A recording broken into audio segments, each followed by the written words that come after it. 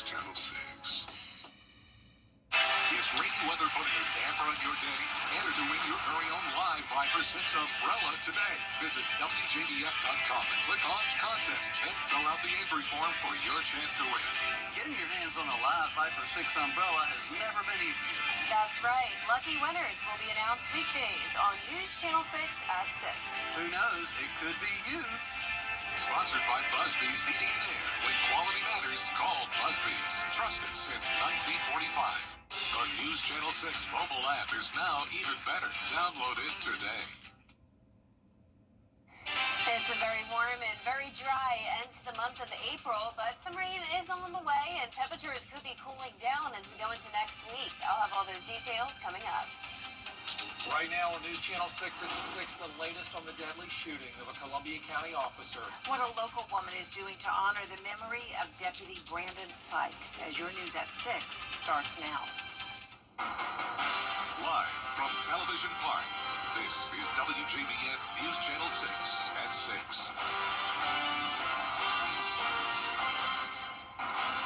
Hello, everybody. I'm Brad Means. And I'm Jenny Montgomery. Thank you for joining us. Coverage you can count on begins with the funeral for Deputy Brandon Sykes happening Monday at the Columbia County Performing Arts Center.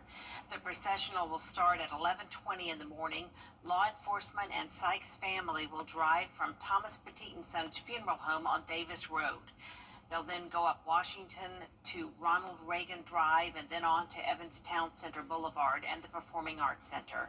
They're asking the public to line the streets in support of the fallen officer. And there's no question this community continues to support the Columbia County Sheriff's Office and the friends and family of Deputy Sykes and Gavin White. Isabella Moody has more. Leadership Columbia County and Carolina Pottery are working to make bows and ribbons for Deputy Sykes' funeral Monday to show their support to his family. Leadership Columbia County is creating the bows to place along the procession route and ribbons for people to pin on themselves for Monday's funeral. When Carolina Pottery heard about this, they donated the ribbons to Leadership Columbia County and helped them make bows. For Julie Kelly with Leadership Columbia County, Saturday's shooting hit close to home. My husband is a deputy in neighboring county here. I grew up in law enforcement, and I also worked in law enforcement on the civilian side myself for 20 years. So it's a family. No matter the agency, no matter the county, it's a family. Kelly encourages people to line up and show their support if you are able to on Monday. In Appling, Isabella Moody, WJBF News Channel 6. Two local private schools are paying tribute to Deputy Sykes and Deputy White in a special way. Graham Lee explains. Deputy Brandon Sykes was scheduled to work at Augusta Prep Wednesday prior to this weekend's tragedy. Today, they and Augusta Christian Schools chose to wear blue to honor him. Sykes spent 2 years keeping students and faculty at Augusta Prep safe. That's why head of school Eric Hedinger says his loss is devastating. When we heard the news about Deputy Sykes, it really touched our hearts, and our sympathies immediately went out to the family. Students wearing blue around the school to honor him. They remember Deputy Sykes as a family man, loved by the Cavalier community, and someone who never knew a stranger. He was, again, approachable, so people saying hi to him was a normal thing. And you would see Deputy Sykes within the community, and he would often recognize prep kids and faculty and administrators and say hi to us. And that's the warmest part of knowing deputies on campus and then to see them in the larger community. At Augusta Christian, students gathering in the courtyard and circling up for a prayer vigil.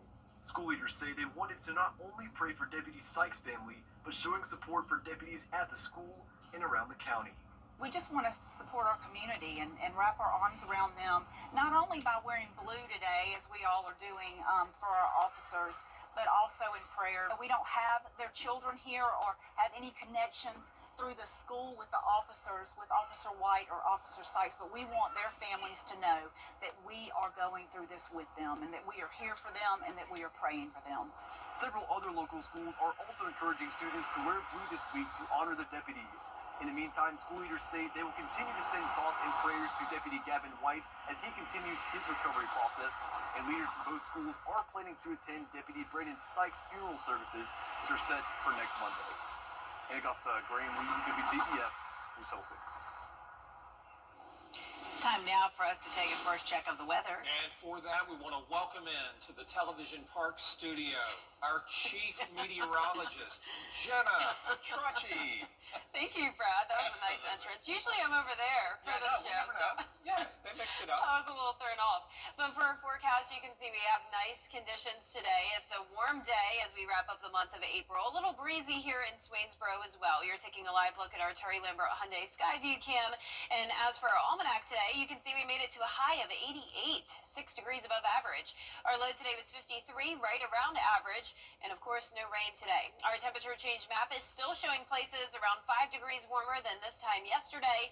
And that's putting our temperatures in the mid to upper 80s. 86 in Augusta, 85 in Millen, Evans at 87, Gibson, you're at 85, 83 in Crawfordville, and 83 in Washington as well.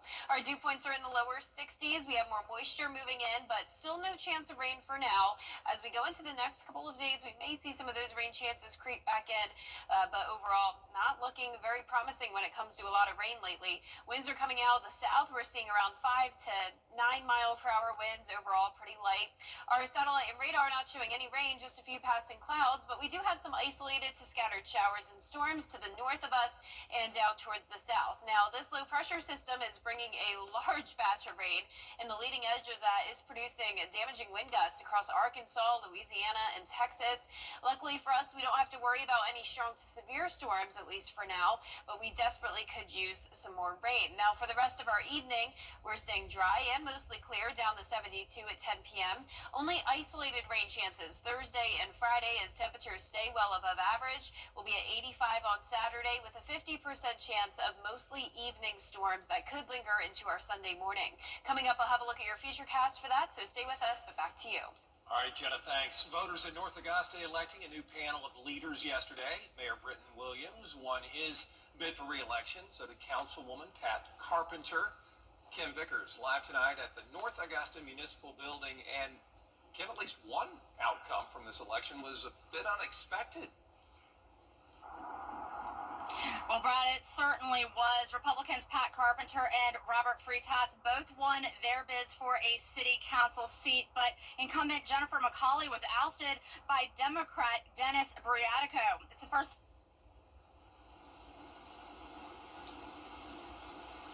A special election was also held to fill the seat left open by Eric Presnell. John Felak won that seat and says he hopes to continue to help the city grow. My background is in Parks and Rec and tourism, and I'd certainly like to be able to add to that. I think the progress that we've made with events in the city are exceptional. Again, the election will be certified tomorrow, and the newly elected leaders in the city will be sworn in on Monday. Live in North Augusta, Kim Vickers, WJBF News Channel 6. Kim, some big changes are coming to fire protection in Wagner. Aiken County is splitting Fire District 16 and handing coverage over to 4 nearby departments. Couchton, Hollow Creek, New Holland, and Sally will take over coverage. The county says Wagner's town council blocked a plan to shift control to a new Wagner Fire District. With no response to the county's final request, the contract ends today. One woman we spoke with agrees with the county's decision. Based on all the things that have occurred over the last 5 or 6 months, when the fire department, decided to walk out, 19 of them on, November 17th, 16th, I think it was, the 16th. The county says the change will not affect response times. Well, still ahead on News Channel 6, a parking problem in downtown Augusta. Why business owners say more development may leave less room for customers. Next. Roma O'Reilly Smith. Visit GeraldJonesSubaru.com or stop by our dealership. Welcome back, everybody. Augusta is working to change the Broad Street construction project so they can have more parking spots when it's finished. Merchants want to make sure they have the same number of spaces now when all that work's done. But it appears that will not be the case. George Escala has the story. It's critical for doing business on Broad Street. Customers need a place to park. I come to Art on Broad pretty frequently, and it's hard enough as it is right now with the number of parking spaces to find a parking space. Augusta is altering its Broad Street construction plans to address merchants' concerns about the loss of parking. The businesses want all 760 parking spaces to remain, but traffic engineers say the new number is 590. But say under the new parking size standards now in place, Broad Street was going to lose either way. So even if we did nothing but just resurface Broad Street and reinstall all the parking as it is, we would get about 620 parking spaces. But to add parking, Augusta is considering shrinking Reynolds Street downtown from 4 lanes to 2 and making Ellis Street a one-way. With the plans that were presented, we've identified over 500 additional parking spaces by utilizing Ellis Street and Reynolds Street. And I think that's a good step in the right direction. But would additional parking on Reynolds and Ellis help Broad Street businesses? Well, they're both within a block or two of where you would want to go. But customers say if parking is inconvenient, they will not stop and shop. Yes, eventually. I don't have time. Time is precious. It's a valuable resource. And I don't have time to keep circling for a parking space. Augusta will meet with downtown business owners for their input before voting on the changes. In Augusta, George Escala, WJBF, News Channel 6. Chief Meteorologist Jennifer Tracci is back with us. Another nice day out there. Yeah, very nice and early summer-like temperatures for us in the upper 80s. We'll have a very warm start to May with low rain chances for now, but then rain and storms will be likely on Saturday with quiet weather all of next week. I'll break down all the details right after this break. It's the Lazy Boy clearance event. Lazy Boy. Long live the lazy.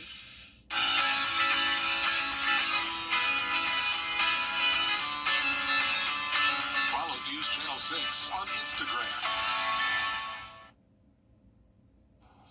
Now, your most accurate forecast with WJBF Live Viper 6. Welcome back. We had some special visitors this morning. This is Lincoln County High School special education students, and they did a studio tour with meteorologist John Lynn.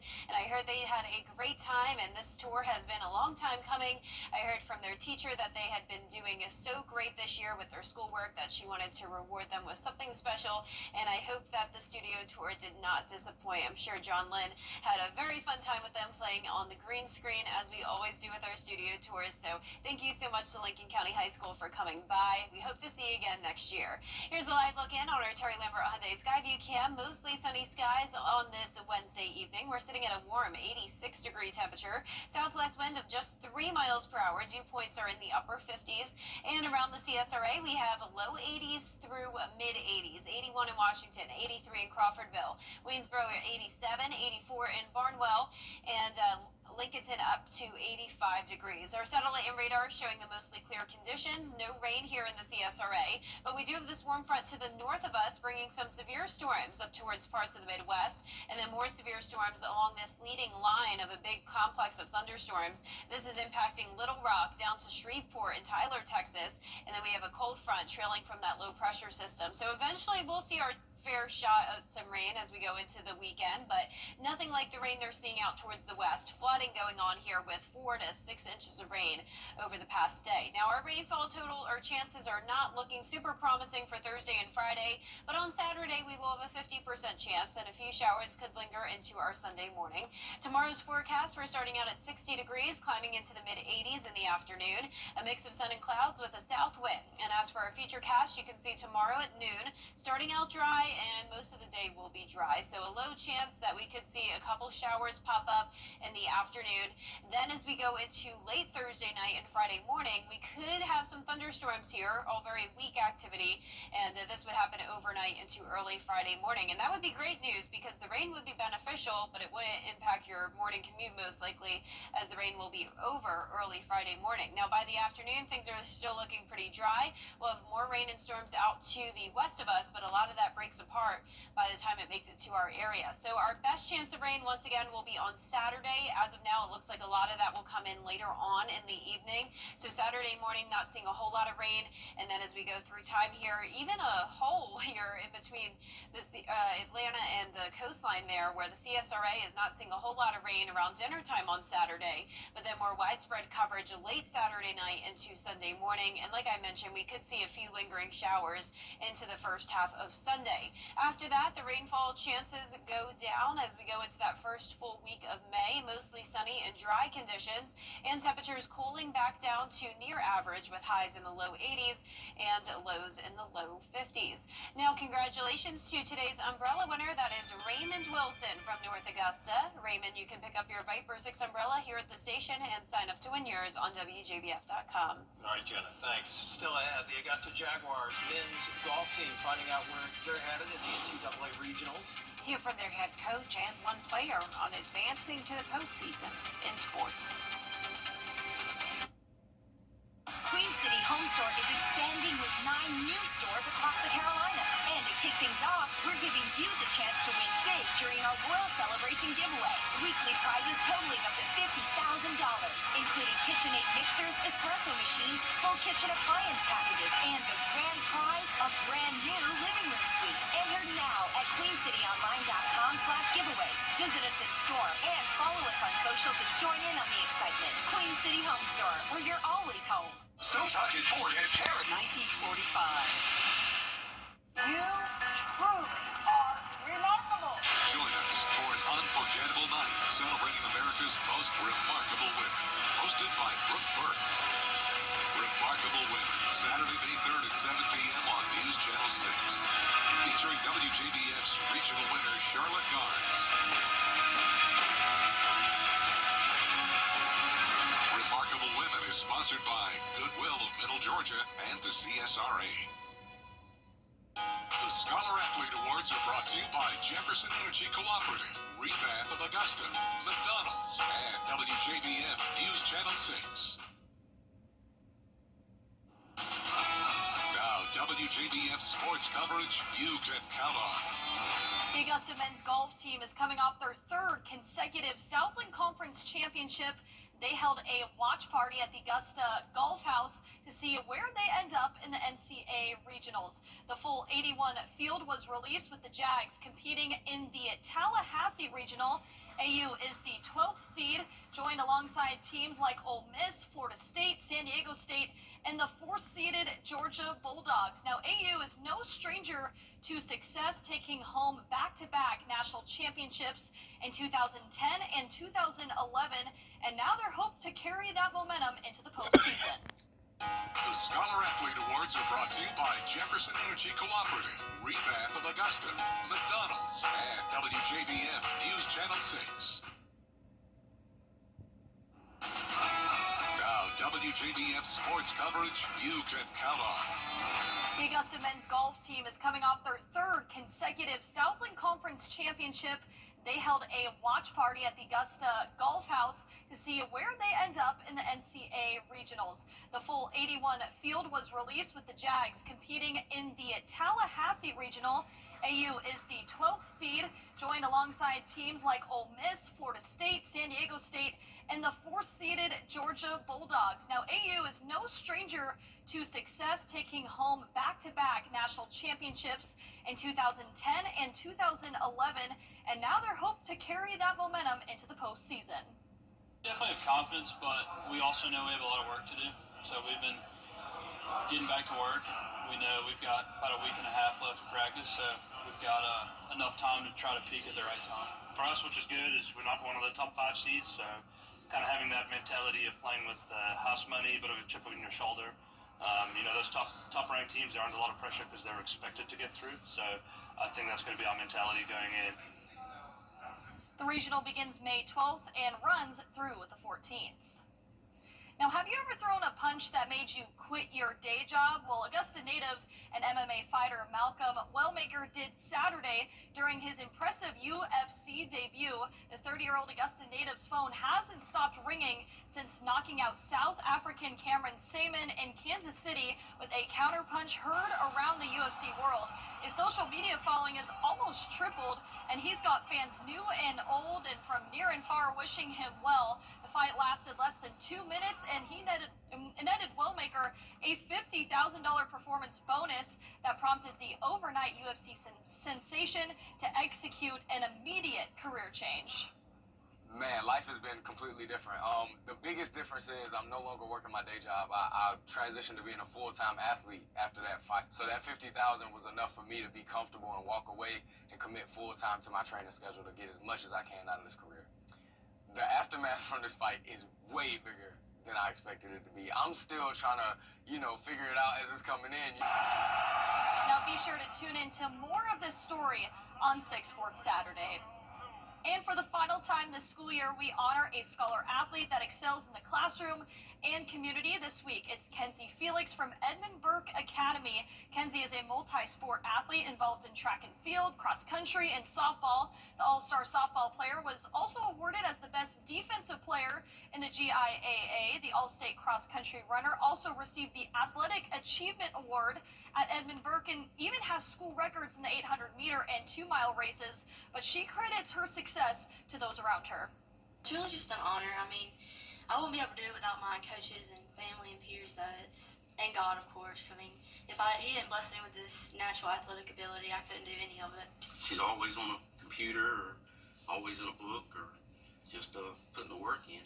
I mean, she's a hard worker. She's dedicated. I will hands down say that Kenzie is the most coachable child I have ever in 29 years coached. Anything, 100% effort, 100% of the time. And Kenzie plans on attending Georgia Southern, majoring in nursing. Congrats to her on her well-deserved award and all of the scholar athletes this school year as well. We honored them with a scholar athlete banquet last night at SW Park. Nice. Very nice. We'll be right back.